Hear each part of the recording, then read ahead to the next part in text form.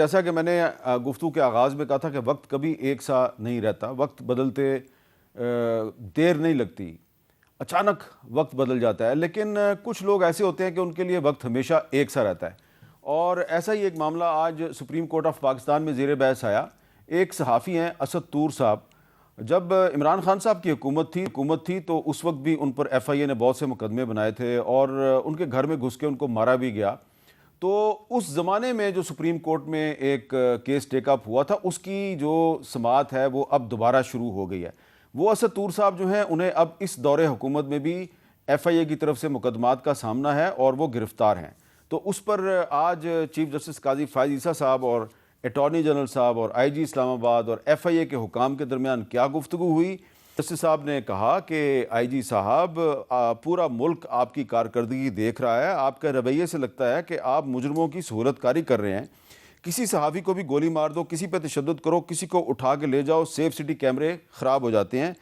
Attorney general صاحب سے پوچھا یہ کس قسم کے آئی جی ہیں، ان کو ہٹا دینا چاہیے۔ یہ چیف جسٹس صاحب نے برہمی کا اظہار کیا۔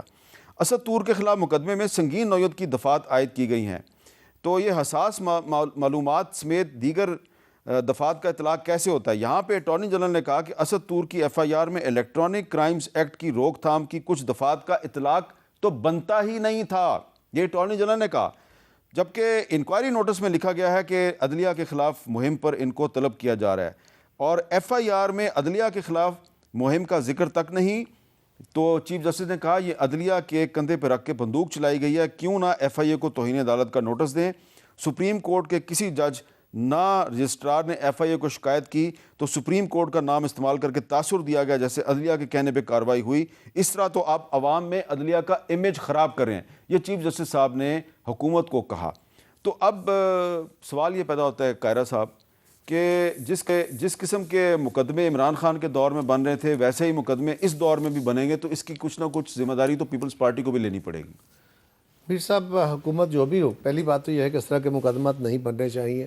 ہمیں اپنی طرف سے ذمہ داریوں کا مظاہرہ بھی کرنا چاہیے۔ یہ بات بھی درست ہے کہ حکومتیں ہائی ہینڈنس کا شکار ہو کے زیادتی بھی کرتی ہیں، طاقتوروں کا ایسا سٹائل رہا، ماضی میں بھی رہا، ابھی بھی ہے، لیکن ہمیں یہ بھی دیکھنے کی ضرورت ہے کہ بہت سارا کام ہماری طرف سے، ایون صحافیوں کی طرف سے بھی کچھ چیزیں کریکشن کی طلبگار ہیں، اس کا بھی خیال کرنے کی ضرورت ہے۔ ایک بات ہے میر صاحب، میرا اور آپ کا اختلاف ہو سکتا ہے، ملک میں نا فوری طور پہ کوئی انقلاب نہیں آ جانا۔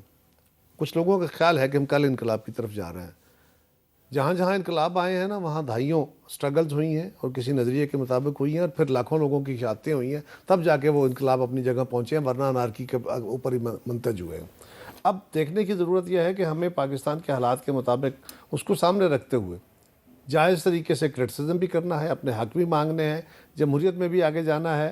میرے بھائی نے ابھی بہت ساری باتیں کی ہیں، میں اس کی طرف نہیں جانا چاہتا، لیکن آئیڈیالوجی ہی اگر باتیں کرنی ہے خان صاحب کی تو 2013 اور 2018 میں کہاں تھی وہ آئیڈیالوجی؟ 2022 تک تو وہی آئیڈیالوجی رہی۔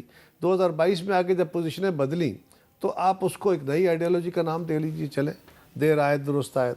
بٹ سوال یہ ہے کہ 4 سال حکومت میں رہے، وہ کون سے 4 چاند ہیں جو لگا دیے؟ پاکستان کے کوئی ایک اچیومنٹ آج تک نہیں بتا سکتے۔ میں یہی تو سوال کر رہا ہوں کہ جس قسم کے مقدمے عمران خان کے دور میں صحافیوں پہ بنتے تھے ویسے مقدمے اب بھی بن رہے ہیں، فرق کیا پڑا ہے؟ میر صاحب، ہمیں تو بنے بنائی ملے لیکن بن رہے ہیں، اس میں کوئی شک نہیں بننے چاہیے۔ اور میں یہ بھی ساتھ ہی کہہ رہا ہوں کہ ہمیں دونوں طرف کو چیزوں کو دیکھنے کی ضرورت ہے۔ ٹھیک ہے، جہاں پہ ہمارے اداروں کی، ہماری گورنمنٹ کی کچھ مجبوریاں ہیں، ہمارے صحافیوں کی بھی مجبوری، انہوں نے بھی اپنی صحافت کرنی ہے اور جائز طریقے سے کرنی ہے۔